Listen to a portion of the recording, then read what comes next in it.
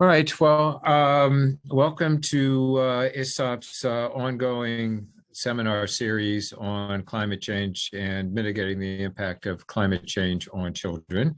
My name is Jeff Goldhagen. I'm a pediatrician with the University of Florida and have had the privilege over the last couple years now of being president of the International Society for Social Pediatrics and Child Health.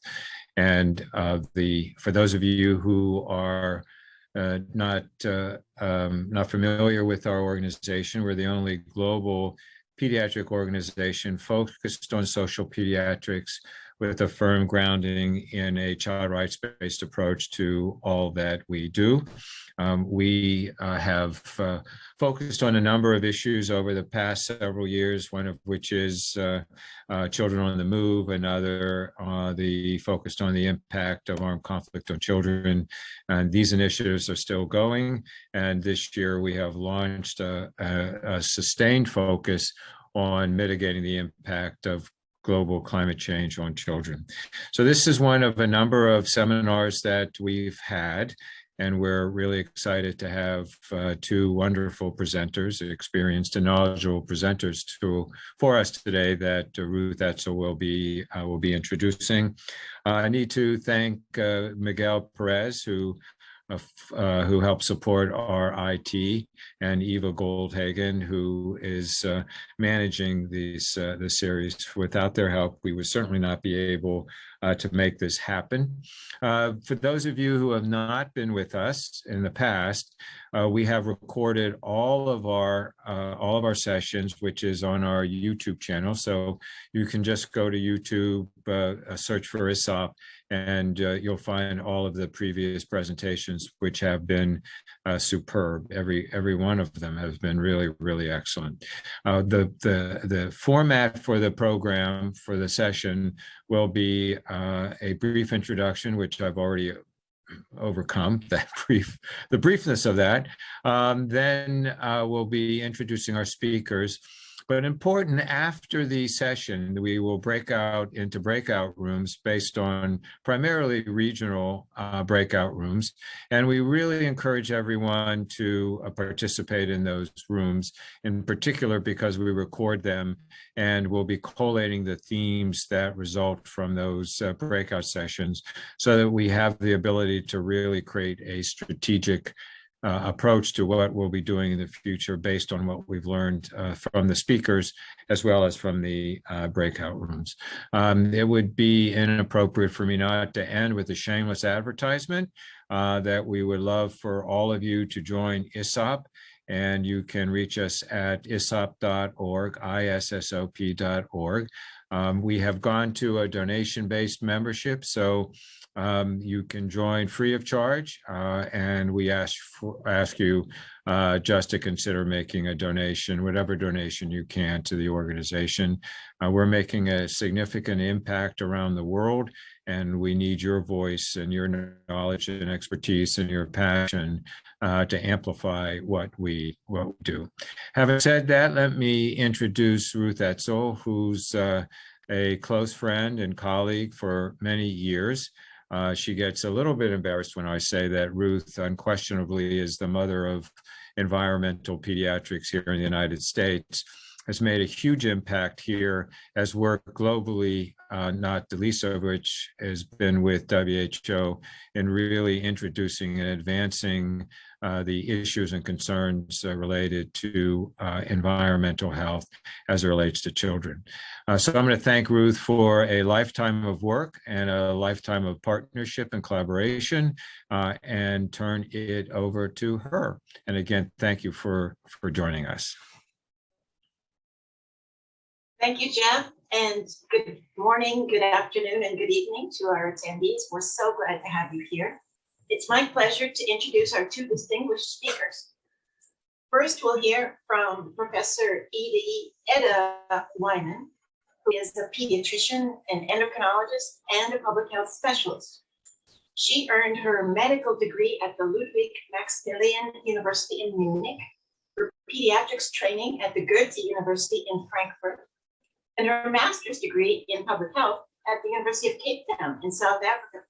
She did her postgraduate research at INSERM, the National Research Institute in France. Professor Wyman is a faculty member of universities in Germany, in Switzerland, and also in South Africa.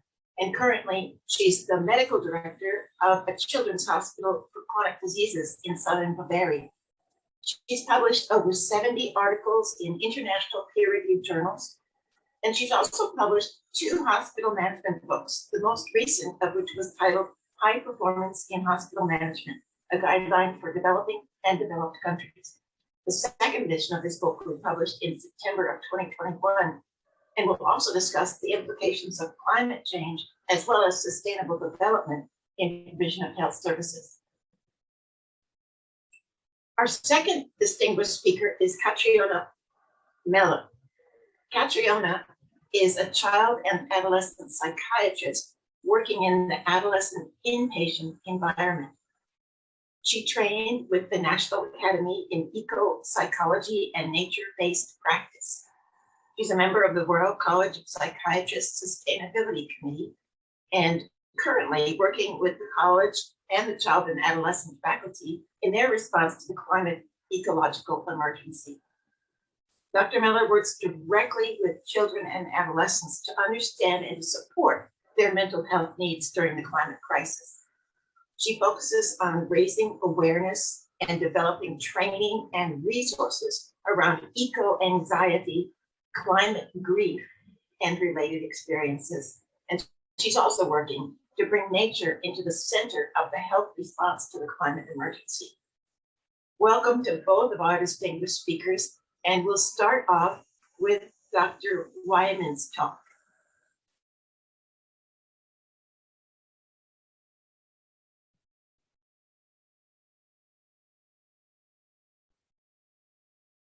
Miguel, would you cue Dr. Wyman's talk?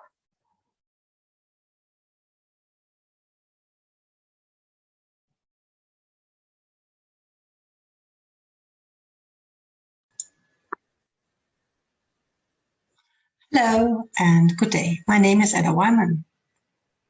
It's an honor and privilege to give you a very brief overview about the implications of climate change on child health.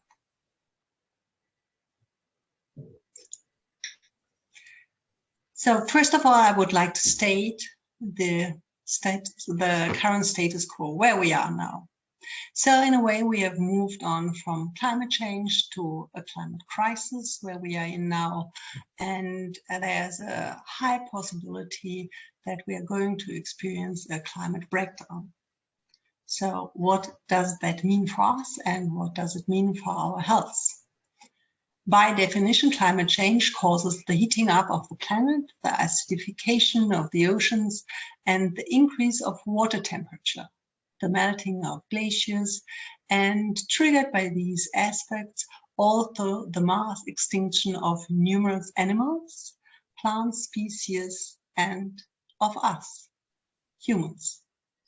And since climate change threatens every living being on Earth, we speak of a climate emergency. It's also important to note that we have to stay within our planetary boundaries that are also defined by the 9 active tipping points and by our diminishing CO2 budget that lasts up probably about 8 to 10 years max. Just also looking at global warming and tipping points, as mentioned before, they are all active. Some have already tipped, such as the Arctic sea ice and the West Antarctic ice sheet. But there are also other highly endangered habitats like the Amazon rainforest, in a way that serves as the lung of the earth to keep us alive. It's also important that we stay well below 2 degrees temperature increase, just to avoid a point of no return. So just what are the current data? and the current facts. So we are currently have already experienced 1.1 degree of global warming. The Paris Agreement stated that we have to stay below 2 degrees, optimal at plus 1.5 degrees. But if we continue like now with the current climate policy, we will end up by an increase of 2.9 degrees temperature increase, what would mean for all of us that we are going to face an uninhabitable Earth in the very near future. Just looking how climate change impacts health, there are various implications. We experience more droughts, freshwater shortages. We're also seeing more extreme weather events, a changing distribution of infectious diseases, displacement of people, and definitely also compromised food security. We have more temperature-related illnesses and deaths, an increase in waterborne illnesses, a spread of infectious diseases and vector diseases, more injuries and illnesses related to extreme weather events, and a wide range that impacts us from air pollutants. What are the implications for countries, for populations? The low and middle income countries are at the highest risk for environmental diseases, but also for climate-related diseases. The children under 5 and are also more prone for climate vulnerability, and calculated by the WHO, this causes 1.7 million deaths only in children. So moving on to this well-known figure by the Lancet Commission, it gives an overview of the links between greenhouse gas emissions, climate change, and health. And I would like to focus on the climate change related health risk that are highlighted here at the bottom. So I'm going to elaborate on heat waves, on air pollution and asthma, on obesity, and on diabetes. So this is the current situation here in Europe, here especially here in Germany. So in a way, as every year, the heat is on. So as you can see, we are experiencing for 1 week now quite hot temperatures, about around 35, 37 degrees, just to give you, familiarize you with degrees, also giving you some indication in Fahrenheit. It should be very uncommon for Germany in general, but also for this time of the year. And that also brings us to the definition of a heat wave. So a heat wave is defined as an extended period of hot weather related to, relative to the expected condition of the area at that time of year, which may be accompanied by high humidity, what we can also see and experience right now. So we had very severe heat wave in 2003, causing 70,000 deaths in Europe. And well, every year it's getting hotter and hotter. We are just breaking, every year we are breaking a new record. And you should expect that there are some precaution and plans in place to protect the public against heat, and you may find advices for adults, but very little on children. And what I found was, well, I found it a bit sad, but also amusing that you should ensure before you leave your car that you do not forget children or pets. So in a way, children are almost on the same level as pets, and we as pediatricians must put that in the right direction and correct it. So looking into publications regarding heat waves and children, there are more and more publications also dealing with children, but most of the publications are focusing mainly on adults.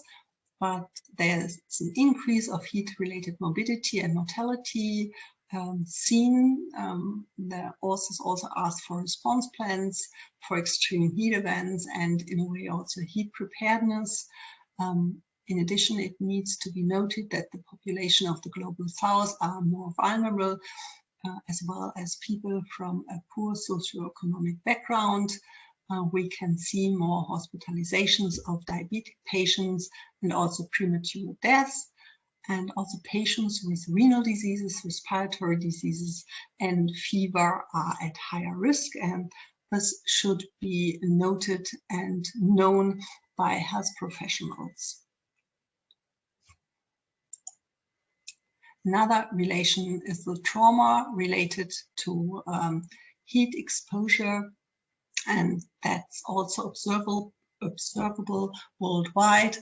We have experienced and seen it in Australia last year, California. Well, it appears in a way every year, and Southern Africa in Cape Town. The upper picture just is a picture of Table Mountain, photo of Table Mountain, of one of the wildfires that are quite common there. And there was also another huge wildfire in Cape Town just a couple of weeks ago, affecting the university hospital and the university. Moving on to air pollution, that's also quite an important topic, especially for children.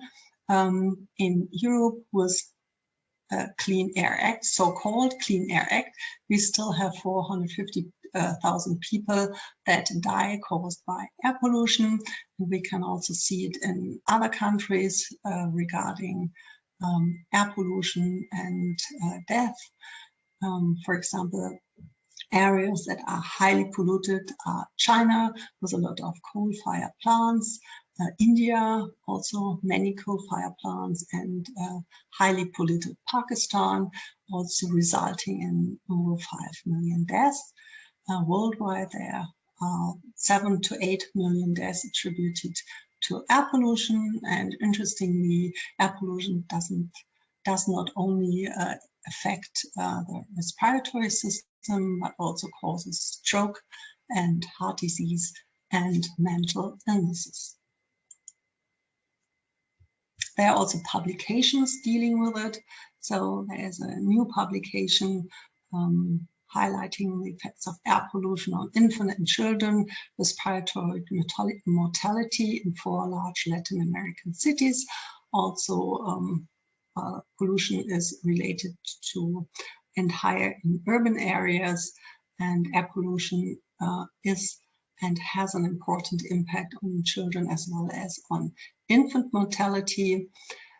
In addition, particular matter, ozone, sulfur dioxide, and nitrogen oxide are associated with respiratory deaths in infants and children, and policy needs to be implemented and enforced to prevent adverse health effects in children. In PLOS1, there's another study published on the interlinkedness and effect of outdoor air pollution on asthma exacerbation in children and adults, and looking into that.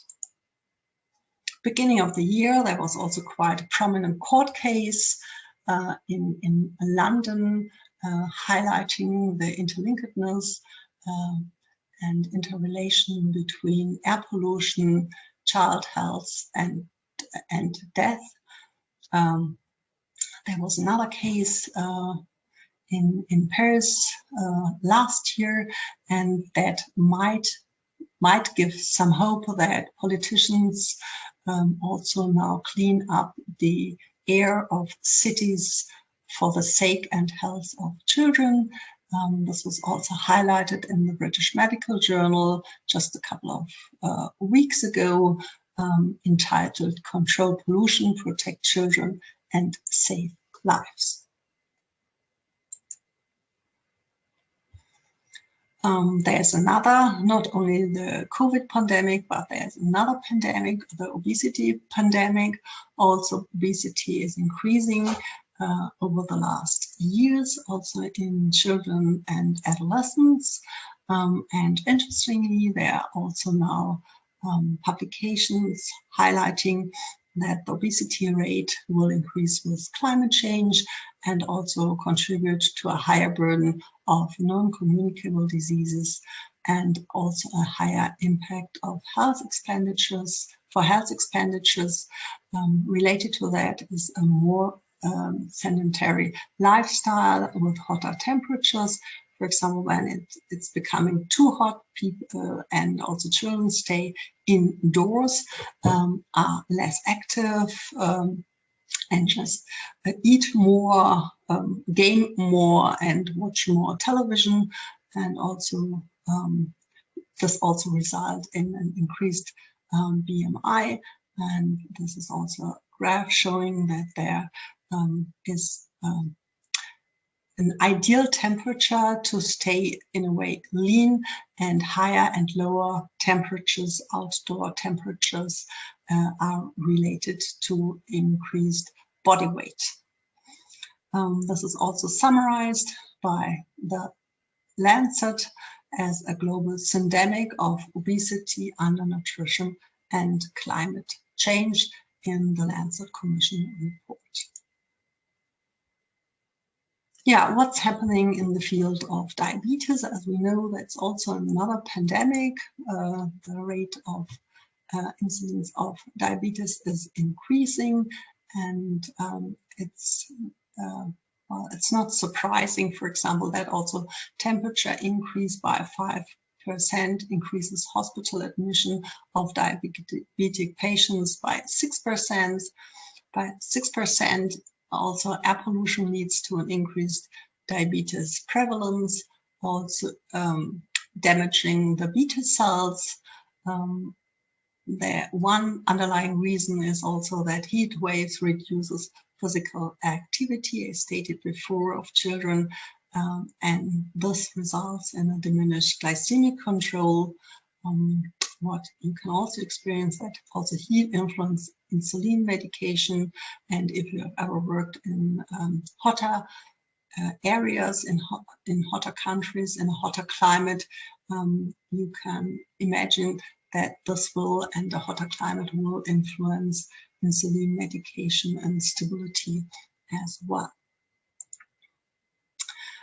There's another study published from South Africa exploring whole hospital admissions for various diseases, and the authors could show an association between temperatures, air pollution, and hospital admission for climate-sensitive diseases. They also have notified an increased prevalence of pneumonia-related admissions that follow changes in air quality after time periods of 10 to 15 days. And there were increased admission for malaria follow the co-occurrence of high temperature and rainfall after a 30-day interval. And these findings have relevance for the implementation of early warning systems and for climate change adaptation plans to protect human health and child health. Yeah, with aggravation of climate change, we experience more extreme weather events like storms and more water scarcity, more droughts, and that also results in more hospital admission and more emergency cases. So what we can learn from all these findings and what can be related to public health. There are also publications highlighting their co-benefits of an improved global climate policy. So a better climate policy and more stringent climate policy would have positive results for our health, for our global health, but also for health expenditures. And this was also pointed out by the Lancet Commission some time ago, that we need urgent policy responses to protect public health. Well, to summarize the findings, there are also some action points for us. So we all need to push for a reduction of local and global air pollution. We need to establish green spaces and also respecting the natural habitat. And that's one major lesson that could and should be learned from the COVID pandemic. We should enable regular outdoor activities, but you can only enable what's still there. So if there's no nature and greenery around, there won't be regular outdoor activities possible. So we need to fight for that. And then there's also one point also with the upcoming COP in Glasgow in Scotland to enforcing the Paris Agreement and really stay within the 1.5 degrees temperature increase. So to conclude, climate change has huge adverse effects on the health of children. And the health of children is yet not in the focus of policymakers and politicians, mainly because also children don't vote and are not voters and probably are not in the main and major interest of politicians. An increase in asthma, obesity, and diabetes are seen and can only be interpreted as the tip of an iceberg. And in summary, everything, really everything needs to be done to prevent the aggravation of climate change for the sake of future generations. Thank you very much for your attention. Thank you very much for listening. And I'm really looking forward to our discussion. Thanks.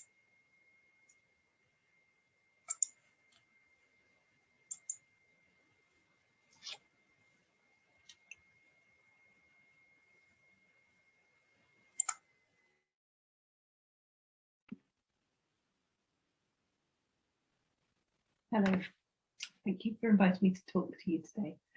My name is Katrina Miller and I'm a child and adolescent psychiatrist working in inpatient child and adolescent mental health services in the NHS in the UK. I've also been heavily involved in the Royal College of Psychiatrists' response to the climate and ecological emergency. And I've been asked to talk today about responding to the mental health effects of the climate crisis in children and young people. I'll be thinking about how to advocate for children and young people to support their mental health and well-being, and I think a major part of that is listening to them about how they are doing, what they want, and what will help. I'll cover the main impacts of the climate crisis on the mental health of children and young people, and I'll mention our recent Royal College of Psychiatrists position statement on the climate and ecological emergency. As well as direct and indirect effects of climate change, I'll mention the psychological responses to the overarching threats, for example, eco-distress. And at the end, I'll offer some examples of how we, as UK-based mental health care professionals, have been responding to this challenge, and share some ideas about maybe what we could do more broadly. So I'm a clinician, a parent, and a nature lover who's moved by the state we find ourselves in and the injustices of the situation to respond in the best way possible. This year, those of us in the UK may feel an added responsibility as hosts of the G7 summit in COP26. So I've chosen various strands of work, one of which has been to establish a group within the Royal College of Psychiatrists called EcoCAMS, CAMS standing for Child and Adolescent Mental Health Services. We are child and adolescent psychiatrists who are active in the region of nature, climate, and mental health. We have initially focused on raising awareness through writing, organising, conferences and training materials, trying to centre the young people voice by working with youth advocates and youth organisations, and also developing resources on eco-distress. So this is the context I'm speaking to you from. I'm UK-based, and I'm a clinician, but not a researcher. And I won't be able to do justice to, obviously, all perspectives. One of the reasons Dr. Goldhagen reached out to the Royal College of Psychiatrists to be involved in this webinar series, I think, was the publication of this, our recent position statement on the climate and ecological emergency. It's a great starting point, particularly for a UK perspective. It makes well evidenced links between our mental health and that of the planet's, and makes clear pledges for action that the college will lead on. There are some good infographics that I won't go into here, and I realise you can't necessarily see the details, but these can be seen on the Royal College of Psychiatrists website. I think these are quite helpful ways to show quite clearly the inextricable links between climate, nature, mental health, and sustainable psychiatric practices. And I'd just like to emphasise this nature element and make the case that our focus needs to be wider than just emissions in the climate crisis, and needs to also include the protection and restoration of biodiversity and ecosystems. So I'll talk about the climate and ecological emergency and eco-crisis at points throughout this talk, not just the climate crisis. I'm a strong believer that centering a nature-based perspective helps us see things more systemically, the problems and the solutions. One part of this for me is that regular access to healthy green and blue spaces for everyone is vital for health and well-being. I believe nature connection isn't a luxury, but should be seen as a right and as an issue of health. I think the systemic holistic view is really important. We need to communicate about how all these issues link together and are relevant to happy, healthy people. So that's rights and justice, physical and mental health, well-being and resilience, climate and nature, our health interventions themselves. Otherwise, we risk inadvertently making one aspect worse with our mitigation and adaptation attempts.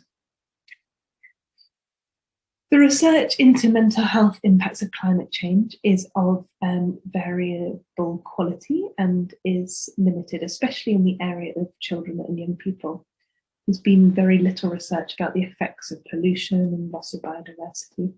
So the following conclusions are drawn from the evidence that is available in children and young people in the context of the climate crisis, some extrapolation from adult research, and some is based on mental health impacts of one-off natural disasters such as earthquakes or floods. Despite the limitations, and whilst acknowledging the need for more research, particularly in the most affected communities, there is more than enough evidence to see that there are very significant impacts on the mental health and well-being of our children and young people. For simplicity, we can split the psychological impacts of climate change into three main areas. There are the direct, acute impacts on mental health following extreme weather events, where we, for example, see an increased prevalence of anxiety, depression, and PTSD, and impact of hotter days and heat waves, which are associated with high psychiatric morbidity. There are the more gradual or indirect effects through the consequences of the climate crisis that affect social, economic, and environmental aspects of life and health. Like we've seen during the pandemic, the health impacts of climate change will fall most heavily on the most vulnerable. Children are one of those groups due to the psychological and physical needs of child and adolescent development, but not all children will be equally affected. The risk of mental health issues will be higher in those with pre-existing adversity, those in refugee populations, those living in the global south in locations most susceptible to the eco-crisis, but with weaker infrastructure. The tip of this pyramid refers to the emotional and psychological responses to that overarching existential threat. How do young people feel about the crisis, even if they have not experienced catastrophe directly? And words like eco-distress, eco-anxiety, climate grief, solastalgia are increasingly commonly being used. If we're talking about risk factors for developing mental health problems in the context of environmental triggers, the nature of the event is important, including its scale, and we know that long-term and accumulating events have more impact than one-off events. The child's experience of the disaster is important. For example, child proximity to the event, loss of family or friends, experiencing injury. And social factors have an impact, such as lack of parental support, lack of social support more generally, and socioeconomic status. Exposure of the child to violence at any stage, pre, during, or post an event, is a consistent risk factor for poor mental health outcomes. Really important, though, for us also to recognise children's resilience and insights and balance the narrative, making sure that we don't think of these mental health reactions as problems resting within the children. They are responding as we would expect to extremely difficult circumstances.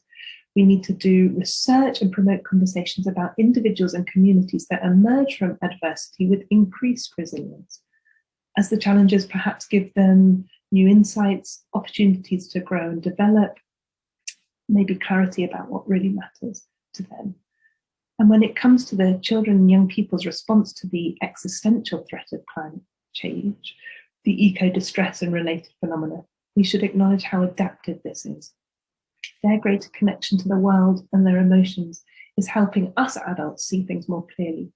They are acting as our canaries in the mind and giving us a better chance to prepare for the future. To go a bit more detail about the direct impacts of climate change. So there is the impact of an extreme weather event itself. This could be flood, hurricane, forest fire, and also the ensuing family stress, disruptions to social support networks and displacement that might occur. This can lead to increased prevalence of diagnosable mental health problems as listed here, and also other psychological effects have been documented.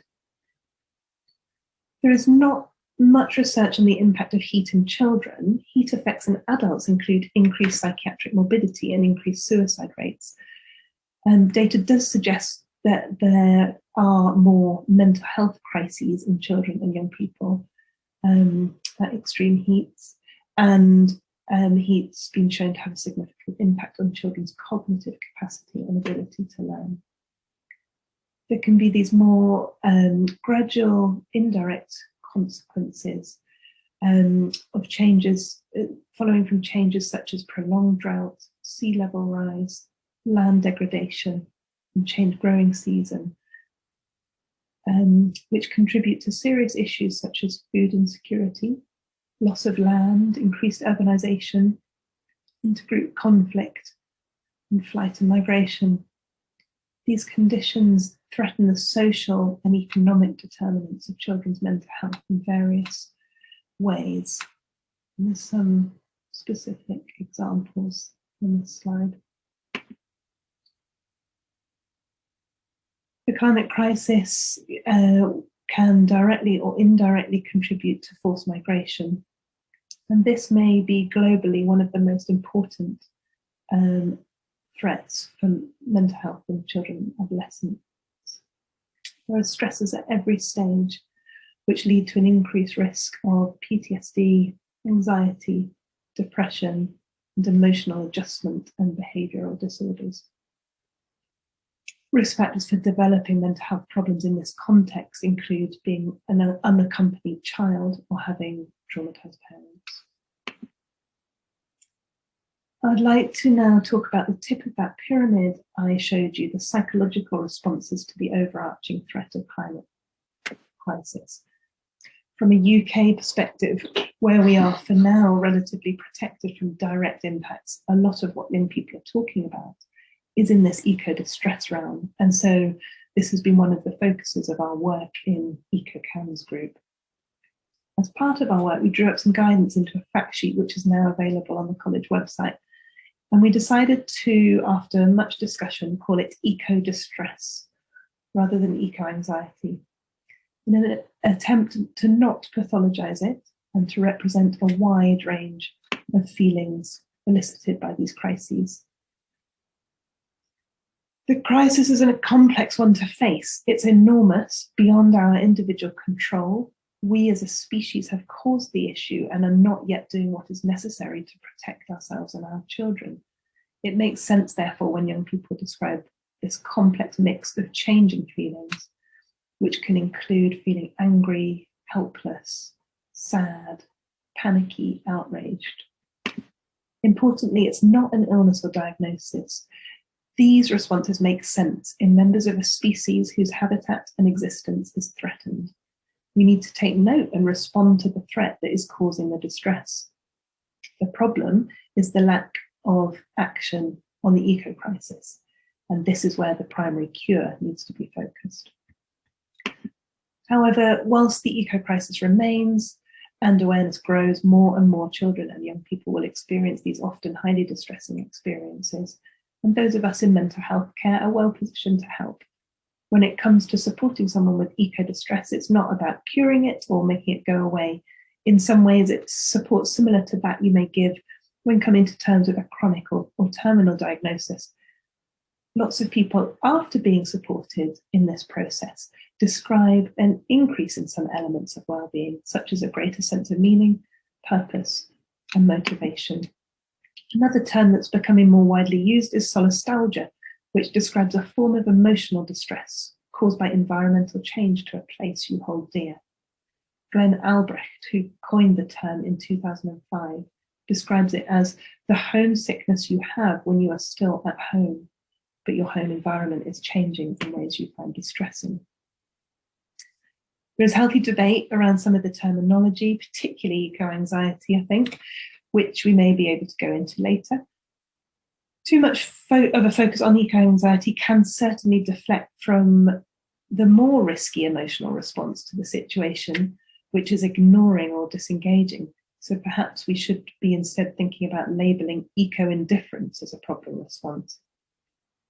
However we discuss people's emotional responses and the mental health impacts of the climate and ecological emergency, we need to prioritize curiosity, listening, and being open to different ways of knowing.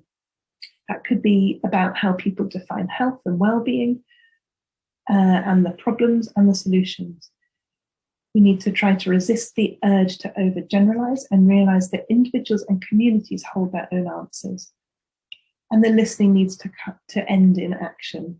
Once we've heard what will help, we need to use our power and influence to help make that happen. We carried out a very small example of this listening with a small group of diverse young people from the UK to help inform the college position statement that I mentioned earlier. These young people spoke eloquently about their emotional responses to the loss around them, of species, possibilities in their own futures, on behalf of other peoples in the world. They showed a keen awareness of the injustice of climate change. Another quote was, "Kids in the global south don't have the mental health support systems, but are the ones actively experiencing it." They also said, "There are so many issues of environmental racism. If what was happening in equatorial countries was happening in countries where white people lived, there would be more of a response."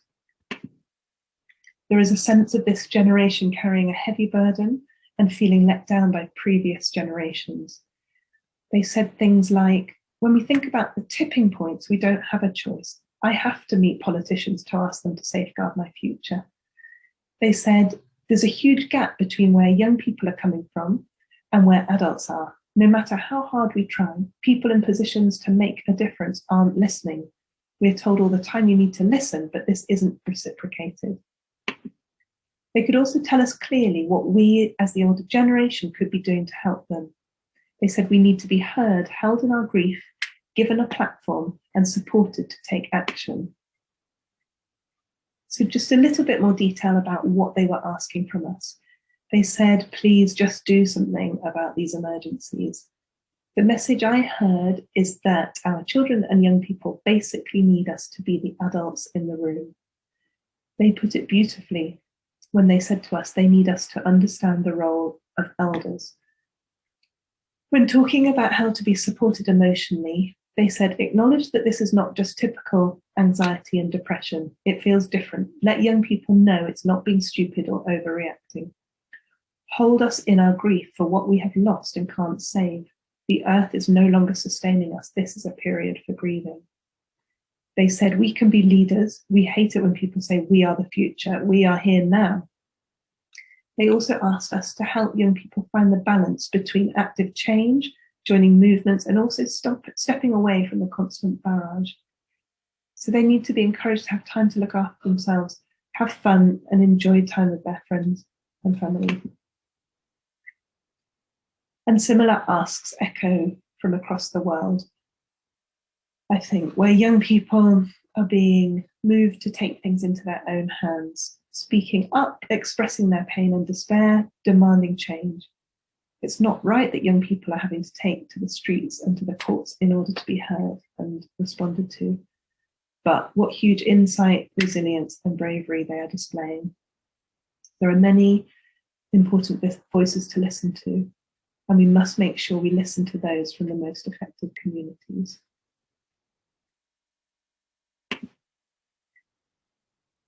So, following on from all that, does this inform how we can develop a helpful response as mental health care practitioners? I think finding our own communities of support in which to share and reflect and focusing on our own health and well-being needs to be the starting point. Because if we do want to be the adults in the room, it isn't an easy set of tasks. We need to face our own emotional responses to the situation, be able to tolerate other people's distress, and embrace a certain amount of not knowing, a willingness to co-create solutions, probably making mistakes along the way. I think we can help with the messaging.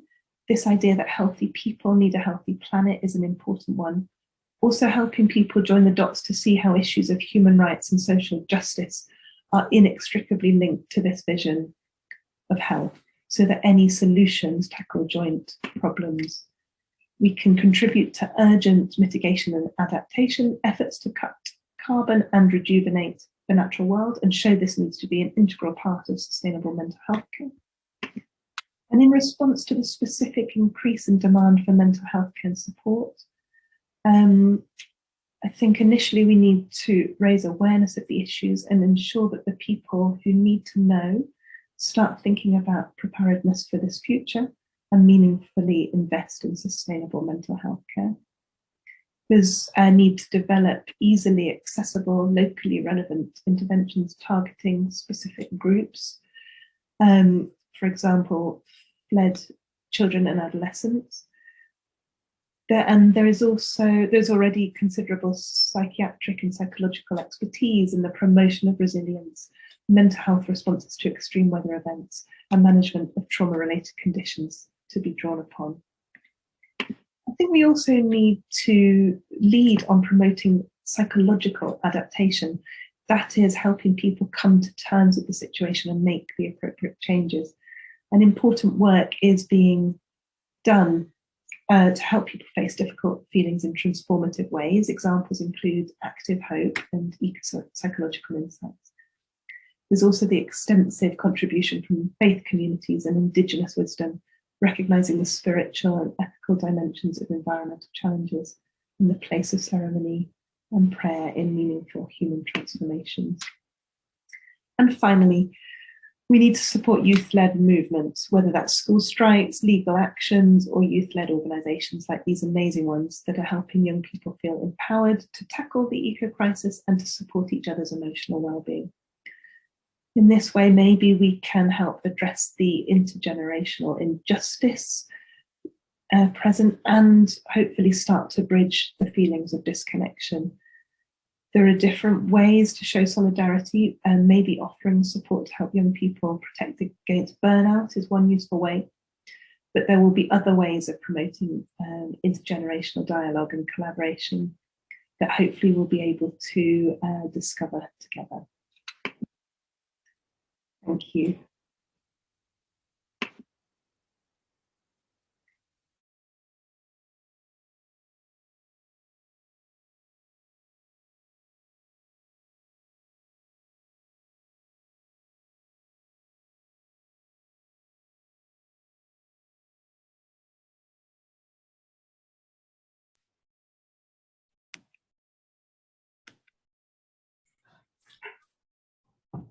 So thank you so much to both of our speakers for those fabulous talks.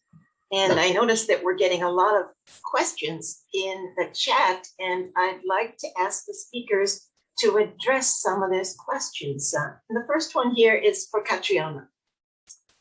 And it's this: is eco-indifference the result of ignorance about the climate crisis, or a response that children use to protect themselves from eco-anxiety?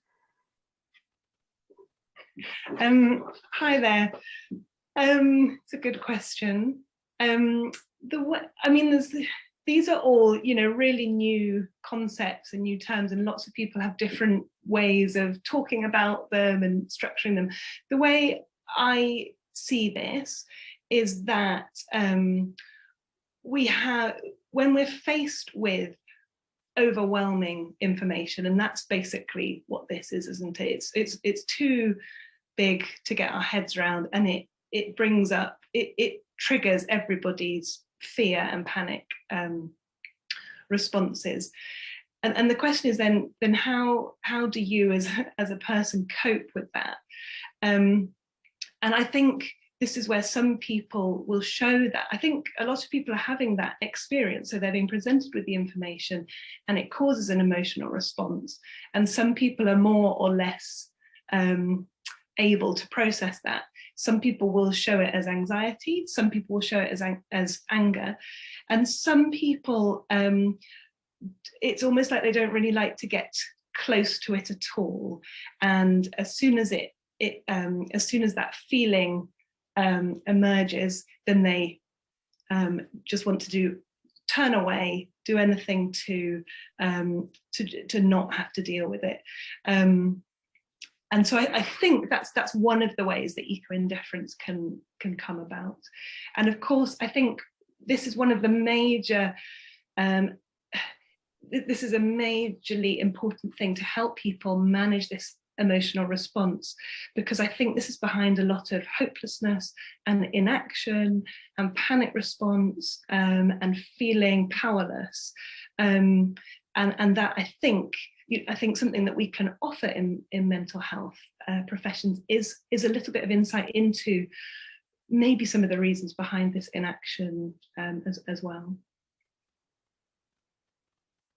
Thank you, Catriona. The next question is for Dr. Wyman. And in a busy clinic practice, it can be difficult to carve out a few minutes to talk with a patient about climate change and health. And what advice do you have for finding the space for this conversation during the clinic hours?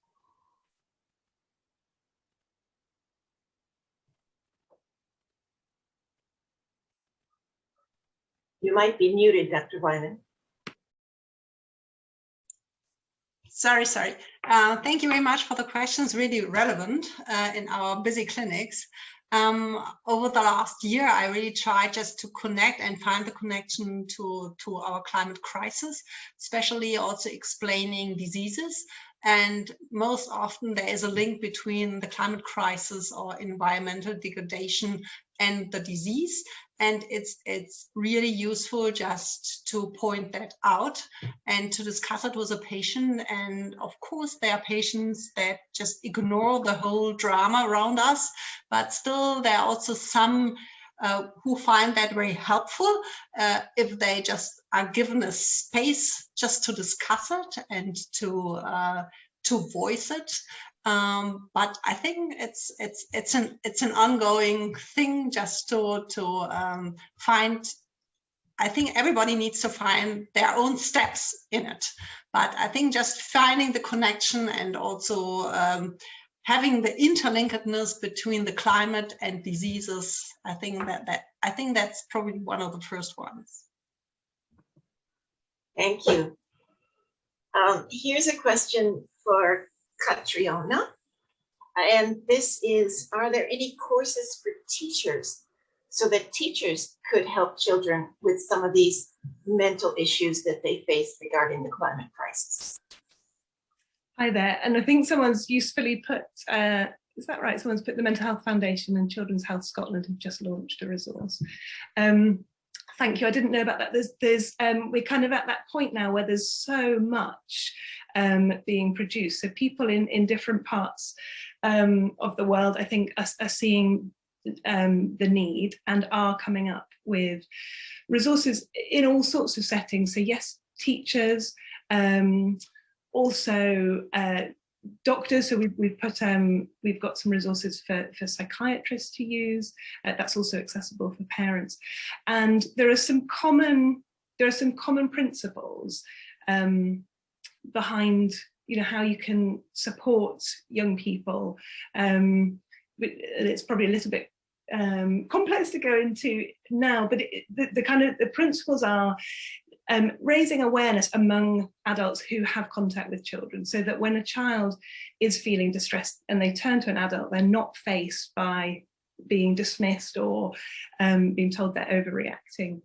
And then it's having this idea of the balance between what some people call internal activism and external activism. So there's this idea that taking action can help reduce anxiety, particularly if it's targeted at the source of the anxiety, the crisis. And I think that is true to a certain extent, but there's a real risk of burnout if people take on too much responsibility for the problem, and if they're not doing this internal work as well, which is looking after themselves and learning how to not just move on and take action, but, you know, just process the situation and the emotions that are coming up for them. And there's lots of ways of helping young people look after their own well-being and develop a sort of emotional literacy around this climate.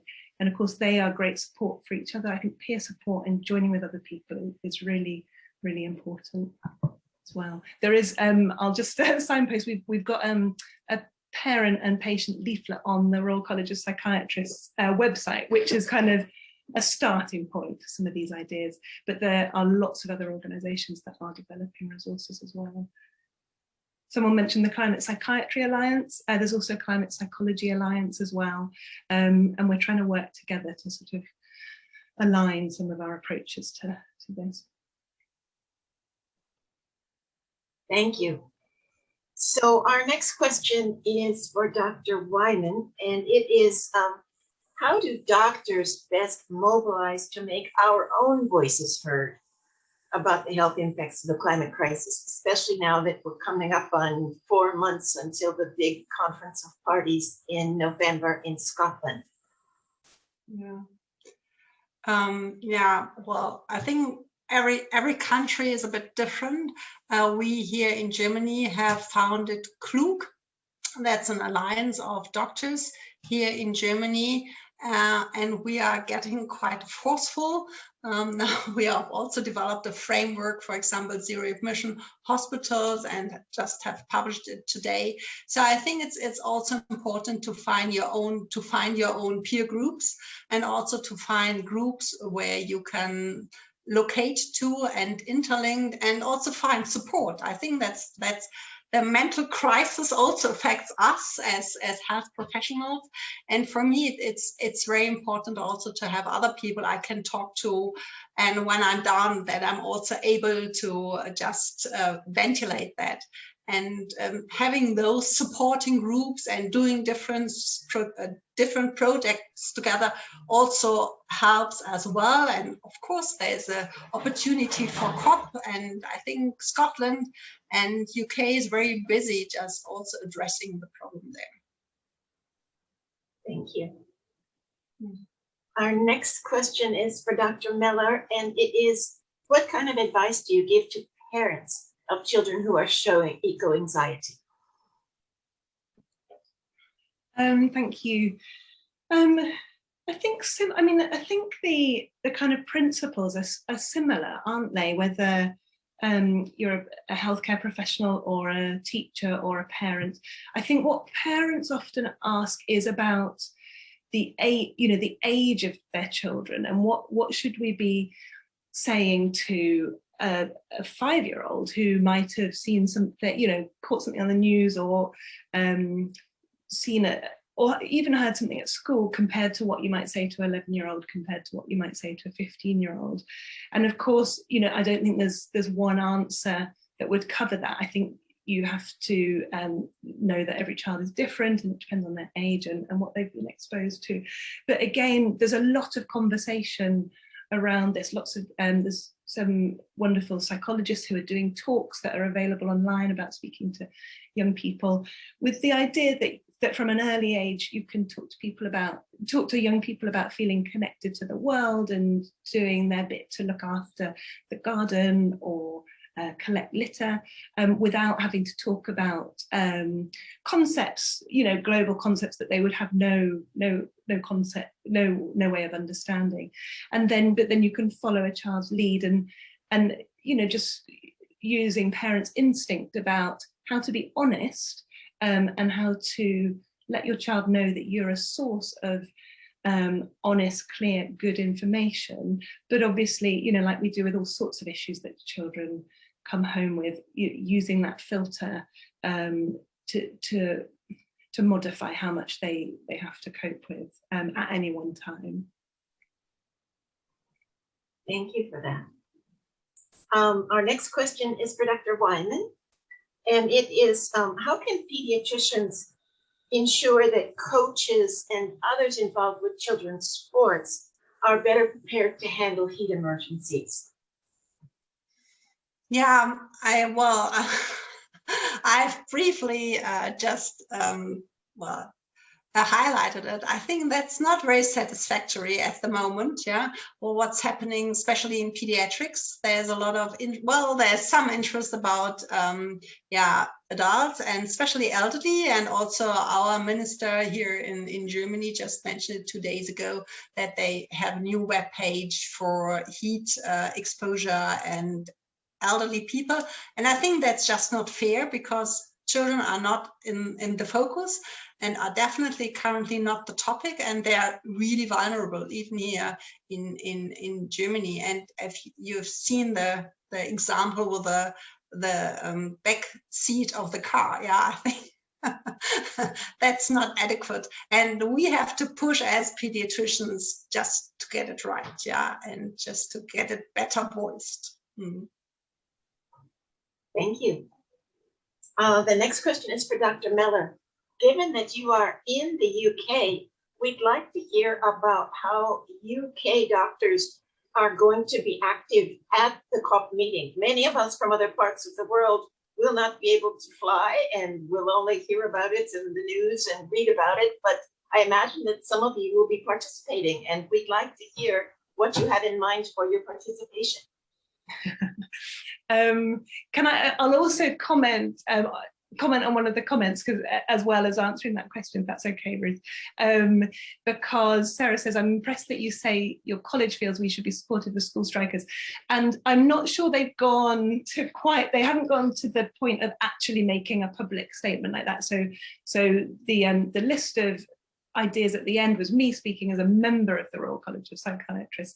But I have to say, the child and adolescent faculty within the college has very much been, vocal on this, and there are lots of members who do support the school strikes, and young people featured heavily in the college statement, and there was mention there about the sort of motivation and drive that young people are showing, and the way they're leading the way. So they've maybe not been quite as direct as I might have implied, but there's certainly a lot of people within the college who do that.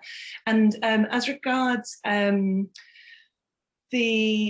doctors are going to be active around COP26, we're willing to receive any suggestions. So we can act on behalf of doctors from all over the world. So do let us know. As you can imagine, there's I think there's a healthy number of healthcare professionals active in the UK at different levels. So some people are working within the college structures, and we've got observer status, for example, in the Royal College of Psychiatrists at COP26, I think. We've put in various applications for sort of symposiums and displays at COP26 itself. I'm sure there's a healthy activist population within the UK, and I don't think they will disappoint either. So I hope there'll be a sort of combine, I think it's about trying to use as many different ways to communicate with as many different groups as possible. And so I hope that's what we'll be able to do. Thank you. The next question is for Dr. Wyman, and this is, you've mentioned that children from the Global South will be potentially the more affected than children from the North. And the question is, how do we encourage more voices from children who are most affected, a diverser group of voices of children? Well, I think just also organizations and societies like our one ISOP, I think it's an ideal platform to also voice the other voices from the global South, and also when we are just coming together and having partnerships and doing partnerships, that we just interlink everything with each other. And that also is definitely true for climate change related diseases and environmental related diseases. And well, as I do have that connection to Cape Town, it's for me, it's quite normal that the voices from the global South are also heard. But I think it also needs to be more implemented in the North, yeah, that those voices are heard there as well and also respected. Thank you. And the question for Dr. Meller, many of us would like to partner with youth groups, but it's not so easy sometimes to find the groups of youth and to develop these partnerships. And we wondered if you had any tips for us about identifying the youth groups and then establishing collaboration with them. It is really difficult, isn't it? And I think it's got to be done in a way that there's going to be a clear benefit for the youth group, I think. We're still waiting to hear around one of the proposals we've put in for COP26. So I don't know what that means, whether it has or hasn't been accepted, but and I'm just mentioning that because in order to do that, we've joined together with some youth organizations specifically around this, and we did that through networks of I think it's just because we work with young people, young activists, and then actually I'm linked to people within the Climate Psychiatry Alliance and Climate Psychology Alliance who are working with young people organizations. And so they were able to do that introduction, and were able to say to the young people, this would be the benefit, if you join this would be the benefit to you. It's got to be kind of mutually beneficial, but it's not easy. And actually then, that's a reasonably new thing that we're doing, and it brings up issues around safeguarding and confidentiality and all sorts of things that we're sort of working our way through. And I would say also trying to get a diverse representation of groups, like the previous question you asked, Edda, was, I think that's difficult as well, because obviously as we reach out as UK doctors, we're going to first of all find other people with the same sort of perspective as us. So it is this ongoing challenge. But we've found, if you've got a good idea and you can offer something that's helpful, actually the energy is amazing. You can reach out and say, would you like to collaborate? And it's been a really fruitful and rewarding piece of work, actually, which there's been some teething problems and we haven't got it right all the time. I think that's one of the things I said, got to be prepared to sort of not get it right all the time. But we're, trying to be a bit humble about that and work our way through it. So advice, I think it's just about reaching out and saying why this would be good for them, and maybe asking 10 people and expecting just one to reply. Well, thank you.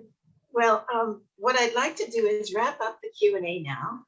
And we've got breakout rooms coming. And I'd like to ask Miguel to give us instructions about how to join the breakout groups. Miguel, are you with us? I am. Thank you, Dr. Etzel. So I'm going to share a quick slide with instructions on how to, are you able to see that slide? Yes, Okay, so the breakout rooms are now open. And you should be able to click on that button and join the room of your choice.